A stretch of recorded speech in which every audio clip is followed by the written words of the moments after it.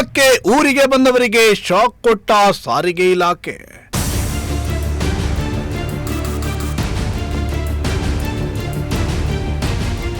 ಬಸ್ಗಳಿಲ್ಲದೆ ಪರದಾಡಿದ ಪ್ರಯಾಣಿಕರು.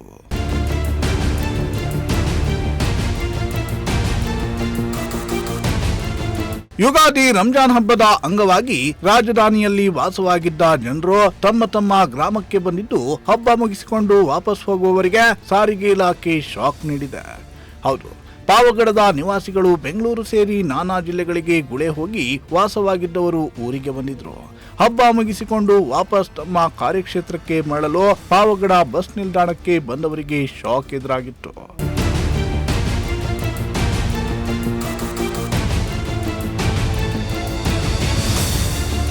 ಪಾವಗಡ ತಾಲೂಕಿನ ಸುಮಾರು 50ರಿಂದ 60 ಸಾವಿರ ಮಂದಿ ದೊಡ್ಡ ದೊಡ್ಡ ನಗರಗಳಿಗೆ ಗುಳೆ ಹೋಗಿದ್ದಾರೆ. ಈ ಬಾರಿ ಯುಗಾದಿ ರಂಜಾನ್ ಹಬ್ಬ ಒಟ್ಟಿಗೆ ಬಂದ ಹಿನ್ನೆಲೆಯಲ್ಲಿ ಸರಣಿ ರಜೆ ಇತ್ತು. ಹೀಗಾಗಿ ದುಡಿಯಲು ಬೆಂಗಳೂರು ಸೇರಿದಂತೆ ಬೇರೆ ಬೇರೆ ಊರುಗಳಿಗೆ ಹೋಗಿದ್ದ ಜನರು ಹಬ್ಬಕ್ಕೆಂದು ಊರಿಗೆ ಬಂದಿದ್ರು.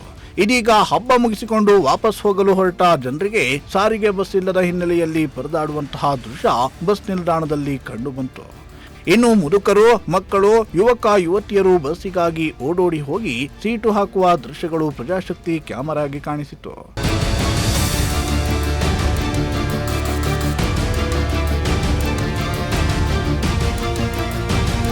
ಇನ್ನು ಪಾವಗಡ ತಾಲೂಕಿನಲ್ಲಿ ಹಲವು ವರ್ಷಗಳಿಂದ ಯಾವುದೇ ಗಾರ್ಮೆಂಟ್ಸ್ ಆಗಲಿ ಇಂಡಸ್ಟ್ರಿಯಲ್ ಏರಿಯಾ ಆಗಲಿ ಇಲ್ಲದ ಕಾರಣ ಸಾವಿರಾರು ಮಂದಿ ಗುಳೆ ಹೋಗಿದ್ದಾರಂತೆ.